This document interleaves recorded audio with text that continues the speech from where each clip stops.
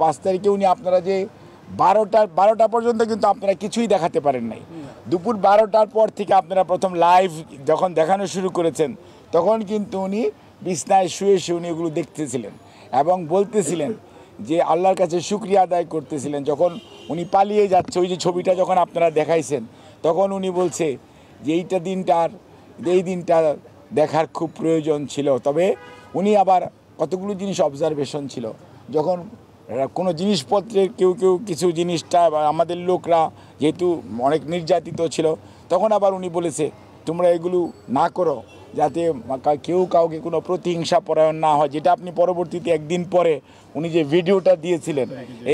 এই ভিডিওটা কিন্তু উনি নিজের থেকে বলেছেন এবং নিজে আগ্রহ প্রকাশ করেছেন যে আমি একটু বলতে চাই। কারণ উনি আমাদেরকে বলতেছে তোমরা বললাম যে না, ভারপ্রাপ্ত চেয়ারম্যান মহোদয় বলেছেন, মহাসচিব বলেছেন। তারপরেও পরে আমি বলছি ম্যাডাম ঠিক 91 সনে একই ঘটনা ঘটেছিল। 91 সনেও কিন্তু ম্যাডামের পরে ভিডিওতে বলতে হয়েছিল, আপনাদের যদি খেয়াল থেকে থাকে, এরশাদের পতনের পরে ঠিক একইভাবে তখন ম্যাডাম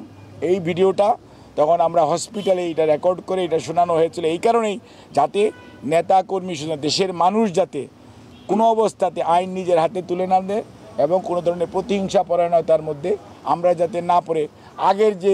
ঐতিহ্য সেটা আমরা ধারণ করতে চাই না, আমরা প্রতিহিংসা চাই না, আমরা আইনানুগ বিচার হোক সেটা চাই। এবং উনি এই পরিবর্তিত পরিস্থিতিতে উনি সত্যিকার অর্থে উনি অ্যাটলিস্ট আল্লাহর কাছে শুকরিয়া আদায় করে